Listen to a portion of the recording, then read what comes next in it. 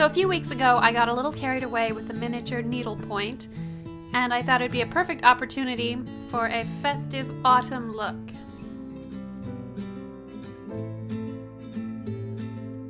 To begin, I used Paula's Choice Shine Stopper Primer. For foundation, I used a mixture of Kat Von D's Lock It Foundation in number 42 and Too Faced Cosmetics Born This Way Foundation in the shade Snow, which just warms up the Kat Von D makeup enough.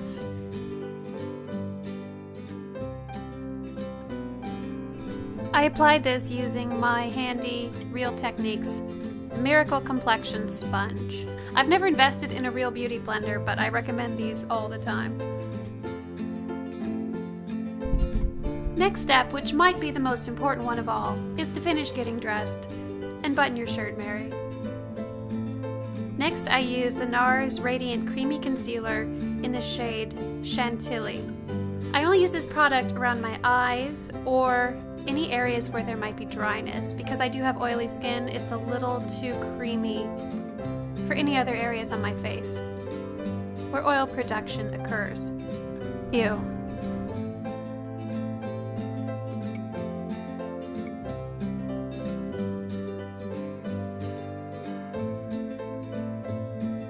Then I used the NARS regular concealer, again in this shade Chantilly, around my nose, my forehead, and any other blemishes.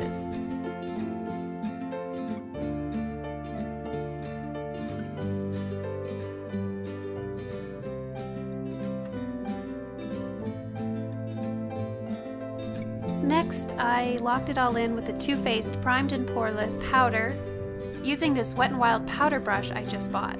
Because it's synthetic, it only picks up the perfect amount of powder. You don't wind up wasting a ton, and you don't even need to tap the brush. Next, I use the ColourPop Sculpting Sticks in the shade Dove. It's hard to find a cruelty-free contouring product that's made for very pale skin. But this one is very cool-toned.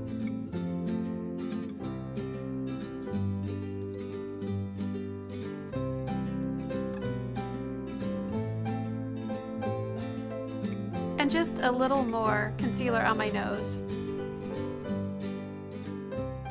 For a little bit of highlight, which is not something I do every day again because of my very oily skin, I use the ColourPop Super Shock Cheek in the color Flexitarian. For colors in this look, I relied very heavily on the 100% Pure Mermaid palette, which is all dyed with fruit pigment. I started out with the darker blush in Coral, and then as a pseudo bronzer, again because I can look muddy very easily with my pale skin, I used the luminescent powder in the shade Siren, which is the lighter color, just to warm up my face a little bit. Another new product I tried for this look is the ColourPop Cosmetics Brow Pencil in the shade Dope Taupe. Now for a taupe shade, this was a little redder than I was hoping, but I think I made it work. And I liked it because it played up the red that naturally occurs in my hair, along with blonde and brunette. I'm a mixture of all three colors. Then I blended it in using this double-ended shadow brush from Eco Tools. I then went back with the spoolie, ouch, on the ColourPop pencil, and finished it off with the Anastasia Beverly Hills Clear Brow Gel to tame my wolfish brows.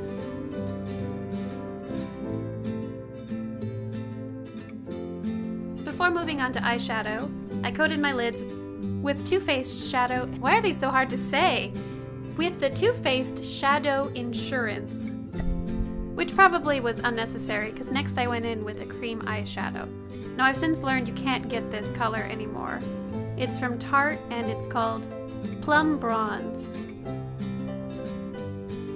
But I'll link to their newer, similar set down below.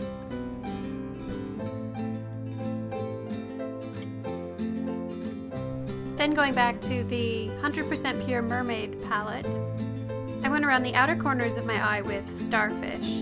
My eyes are very deep set, so I usually don't play up the crease all the way across, just in the inner and or outer corners. Next, I use the color Shell, which is this sort of green gold pearlescent color, and put that on the center of my lids and underneath the eye. Finishing up with some more of the cream eyeshadow from Tarte. I know tight lining with white is a bit out of vogue, but this creamy long-lasting liner from 100% Pure isn't super pigmented, but it lasts well, so it brightens up my inner eye just the perfect amount. Next, I used Wet n Wild's Mega Liner in the shade Dark Brown to create a teeny weeny kitten tail and to round my eyes out a bit.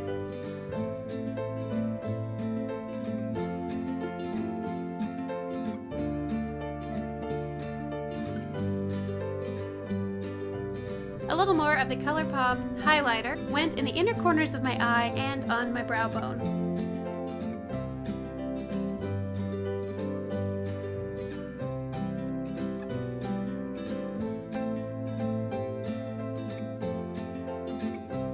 To finish off the eyes, I used a travel-sized, Too Faced, Better Than Sex mascara.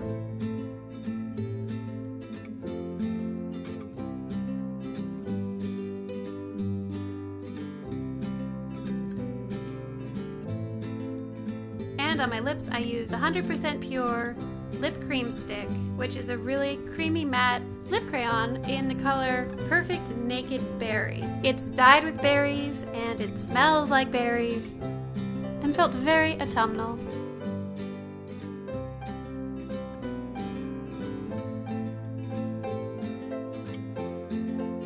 And now for the hair.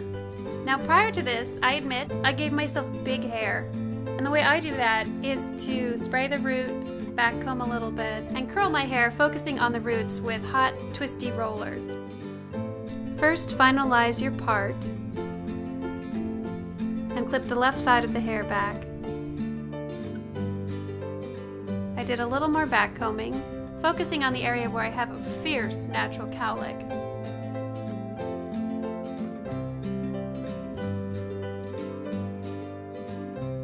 For any of these updos, I've learned that I want to hide my problem areas. So I start out smoothing the cowlick and pinning it back.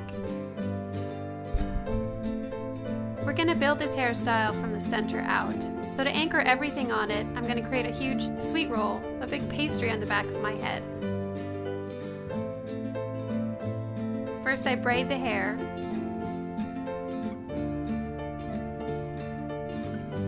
And then loosely pin it into the pastry shape. With this kind of hairdo, which I do all the time, I constantly tweak it.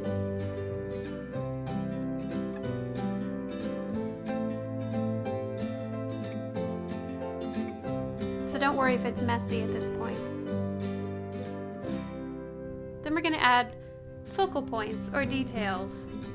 Now because there's going to be a headband across the top, I'm not worrying how that area will look. Be sure to keep the details out of the way of where the headband will go.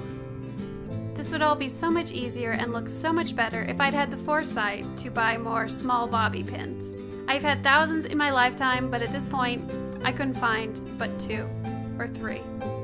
If I was using small bobby pins, it would all be much tighter and neater. So underneath the little buns, pin curls, victory rolls, whatever you want to call them, pin the hair back around your face, draped in a way that's flattering.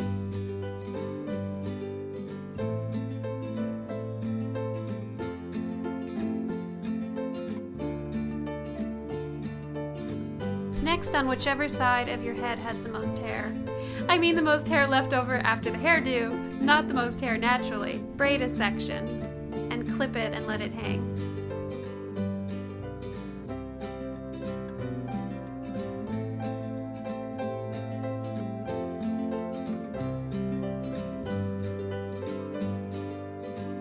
Next, separate the hair still hanging down your back into 2 sections and form them into 2 soft rolls beneath the bun.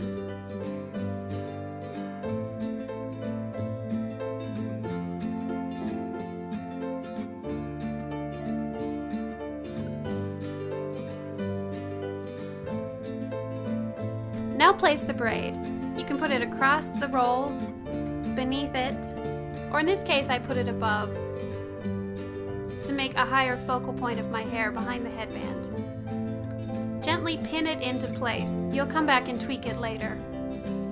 Oh boy, I found a little one, and I used it to get rid of that little monster.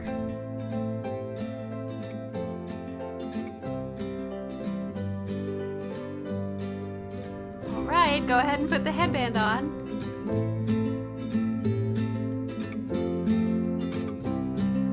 And tie it in a split second like I did. Haha.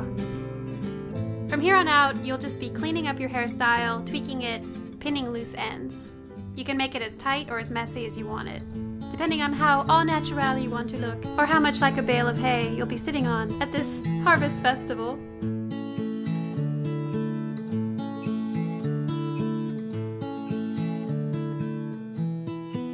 Next, put on your Civil War reenactment cape, because you can't go to a harvest festival without one.